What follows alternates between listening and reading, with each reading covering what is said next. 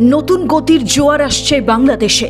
গড়ে উঠবে বিশাল শিল্পাঞ্চল, চাকরি পাবে লক্ষ লক্ষ মানুষ, আরও মজবুত হবে বাংলাদেশের অর্থনৈতিক কাঠামো, মোটা টাকা বিনিয়োগ জাপানের। अस्सलाम वालेकुम। आज बात करेंगे भारतीय मगरबी बंगाल का मीडिया यहाँ पे बांग्लादेश और जापान के रिलेशनशिप के बारे में बात कर रहा है। यहाँ पे जापान ने बांग्लादेश में बहुत बड़े बड़े प्रोजेक्ट्स लगाए हैं, कार का प्लांट लगाया है, इसके साथ साथ मेट्रो रेल का जो प्रोजेक्ट स्टार्ट किया है और रूपुर न्यूक्लियर पावर प्लांट और डिफरेंट तरह के जो बड़े बड़े प्रोजेक्ट्स हैं उसमें जापान ने इन्वेस्टमेंट की है। यही वजह है कि अब भारतीय मगरबी बंगाल का मीडिया इस चीज़ से बहुत ज़्यादा खौफज़दा हो चुका है कि किस तरह से बांग्लादेश और जापान की फ्रेंडशिप इंक्रीज़ होती जा रही है और इंडिया को साइडलाइन करके अब जापान यहाँ पे बांग्लादेश में ज़्यादा इन्वेस्टमेंट अपनी लगा रहा है और इंडिया से जापान जो है अपनी इन्वेस्टमेंट कम से कम करता जा रहा है। पिछले कुछ सालों में देखने में आया कि बड़ी बड़ी जो कंपनियां हैं और ऑटो मैन्युफैक्चरिंग कंपनियां जो जापान की, वो इंडिया को यहाँ पे छोड़ती हुई दिखाई दे रही हैं और ज़्यादा कंपनी जो है वो बांग्लादेश में शिफ्ट होती जा रही हैं। तो यहाँ पे बांग्लादेश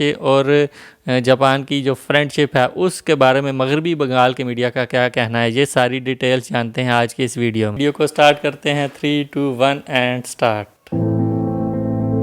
নতুন গতির জোয়ার আসছে বাংলাদেশে।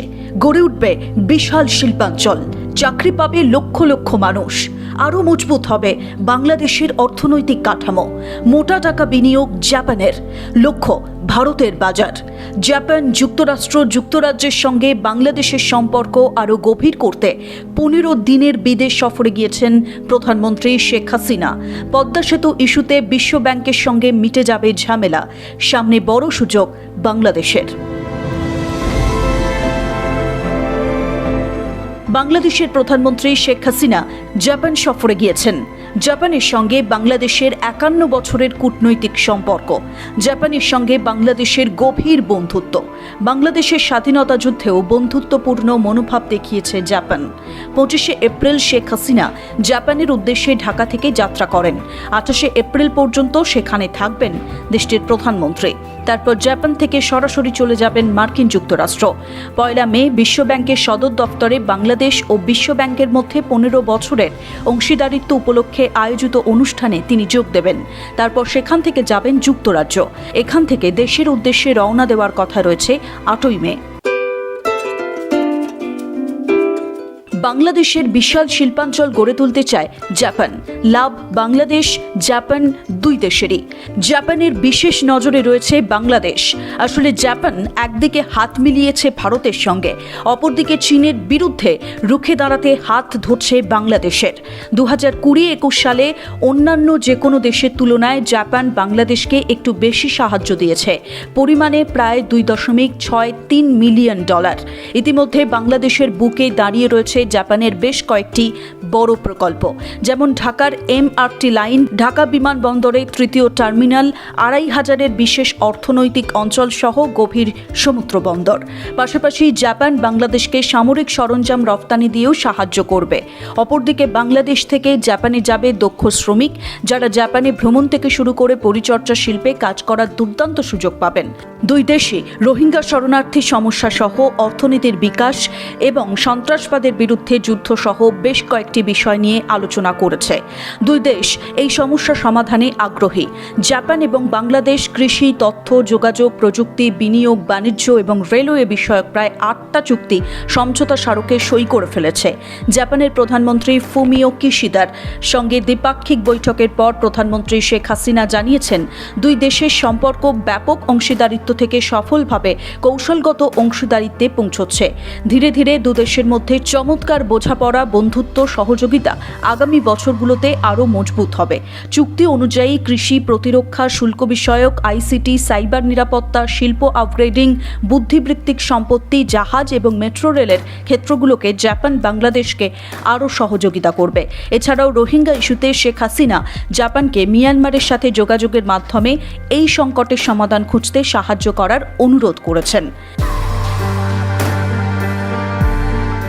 জাপানের উদ্দেশ্য গোটা বিশ্বজুড়ে চীনের প্রভাব আর সম্প্রসারণ ঠেকাতে জাপান আর ভারত যৌথভাবে বিভিন্ন অবকাঠামো নির্মাণের পরিকল্পনা করেছে। মূলত জাপানের উদ্দেশ্য বাংলাদেশের শিল্পাঞ্চল গড়ে তার মাধ্যমে উপমহাদেশ তথা ভারত, নেপাল ও ভুটানের বাজার ধরে রাখা। গোটা বিশ্বজুড়ে যেভাবে বাণিজ্যিক ক্ষেত্রে চীন একচেটিয়া বাজার চালাচ্ছে তাকে কিছুটা হলেও রুখে দেওয়া যাবে। এই শিল্পাঞ্চলের পণ্য পৌঁছে যাবে বাংলাদেশের প্রতিবেশী দেশগুলোতে। শেখ হাসিনার উদ্দেশ্য ঈদের পর নির্বাচনের বছরে জাপান, যুক্তরাষ্ট্র, যুক্তরাজ্য সফরকে বেশ গুরুত্বের সঙ্গে দেখা।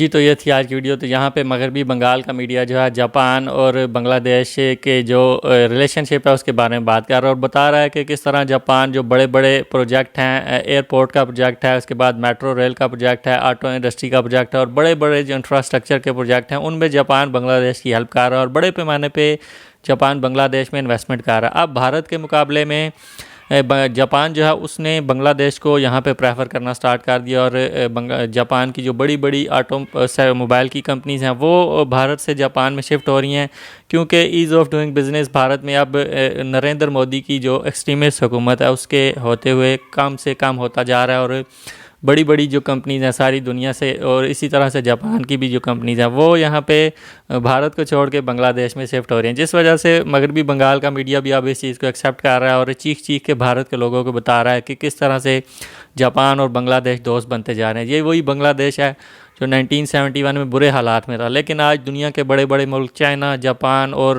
रशिया और बड़े बड़े जो दुनिया के मुल्क हैं वो बांग्लादेश के साथ ट्रेड करना चाहते हैं, बांग्लादेश में इन्वेस्टमेंट करना चाहते हैं, क्योंकि उनको अपनी इन्वेस्टमेंट पे रिटर्न नज़र आता है। और जिस तेज़ी से बांग्लादेश की इकॉनमी ग्रो कर रही है, हर मुल्क बांग्लादेश के साथ ट्रेड करना चाहता है और अपनी जो इन्वेस्टमेंट है उसको इंक्रीज़ करना चाहता है। यही वजह है कि भारतीय मीडिया हमेशा से बांग्लादेश की जो डेवलपमेंट है, इकॉनमी की डेवलपमेंट है, उससे परेशान होता है और इस तरह की जो प्रोपोगंडा है वो करता है। भारतीय मीडिया जापान और बांग्लादेश के रिलेशनशिप से कभी भी खुश नहीं होता और किसी भी डेवलप कंट्री से जब बांग्लादेश कोई डील करता है तो भारतीय मीडिया को बहुत ज़्यादा प्रॉब्लम हो जाता है। इसी तरह से चाइना की जो इन्वेस्टमेंट है बांग्लादेश के अंदर, उससे भी भारतीय मीडिया और नरेंद्र मोदी की जो हुकूमत है उनको बहुत ज़्यादा उनकी नींदें हराम हो जाती हैं, क्योंकि अगर बांग्लादेश की इकॉनमी स्ट्रॉन्ग होती है तो बांग्लादेश भारत की आंखों में आंखें मिला के बात करता है और भारत हमेशा से बांग्लादेश को अंडर प्रेशर रखना चाहता था, लेकिन इन बड़े बड़े मुल्कों की इन्वेस्टमेंट से अब बांग्लादेश बहुत ज़्यादा स्ट्रॉन्ग होता जा रहा है और अपने मफाद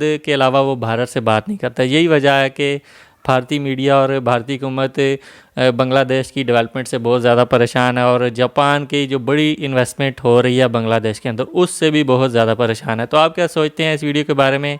अपनी राय से मुझे कमेंट्स में कहा करें। वीडियो अच्छी लगी तो लाइक करें। मिलते हैं नेक्स्ट वीडियो में। अल्लाह हाफिज़।